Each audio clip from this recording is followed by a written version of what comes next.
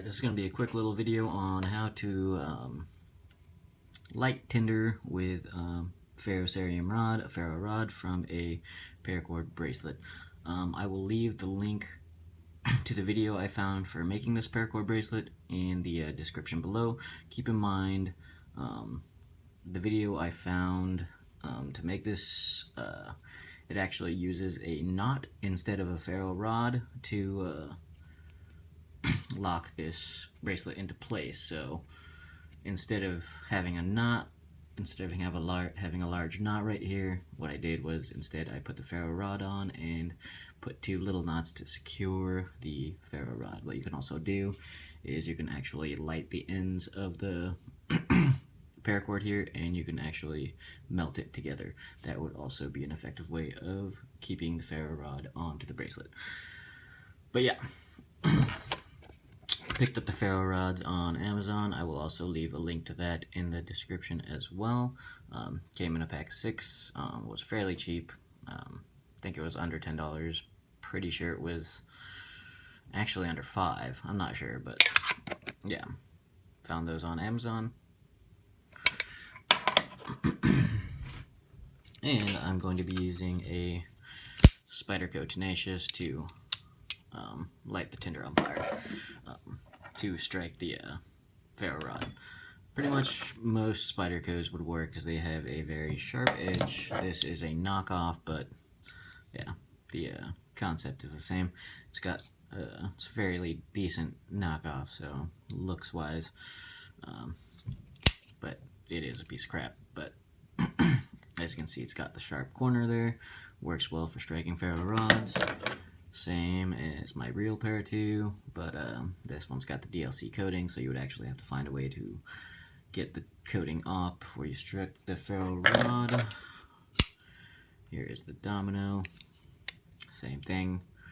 Nice sharp corner would do well with the ferro rod, but keep in mind I would not use your high-end knives to strike a ferro rod because it does nick up the corners pretty bad, and you can see them.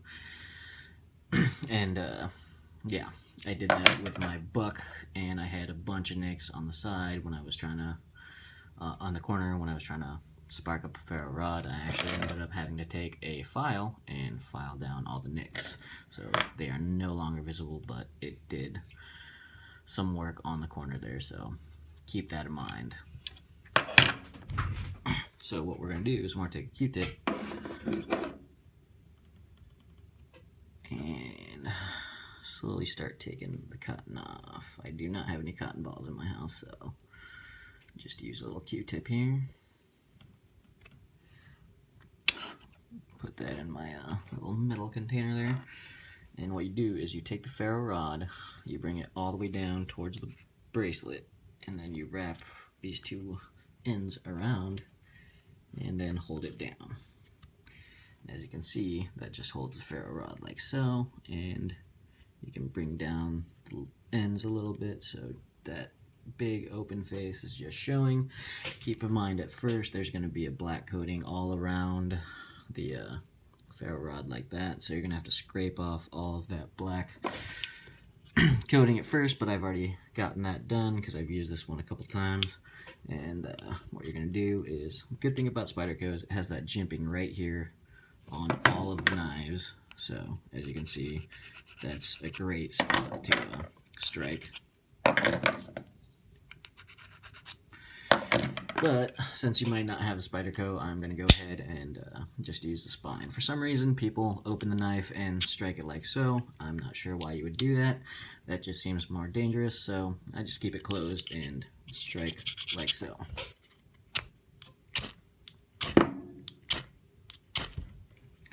Just like that. Your tinder's lit.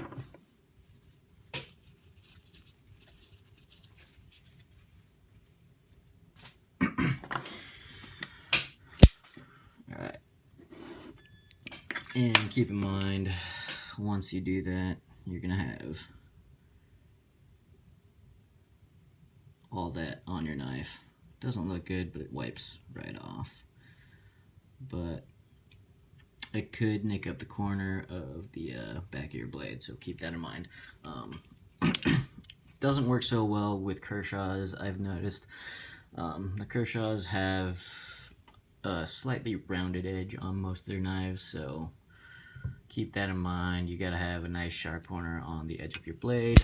Worst comes to worst, if the knife you happen to have on you that day does not have a edge that works, if you're in an emergency situation, you could always just use the blade, but of course you want to avoid dulling the blade, and it is also pretty dangerous trying to strike a ferro rod with the open section of the blade. So you can also use pretty much anything sharp and steel you could find. Like on my buck, instead of messing up the corner of my knife, I should have just used the back strap, which is part of the locking mechanism. I should have just used that because it also does throw a decent amount of spark, and that doesn't mess up, you know, the back of the blade. So there you go, small ferro rod. Check the description for the link to Amazon to buy these little ferro rods, and for the YouTube video on how to make this paracord bracelet. Alright, thanks for watching, guys. Any other questions or comments, go ahead and post down below, and I will answer them as soon as possible.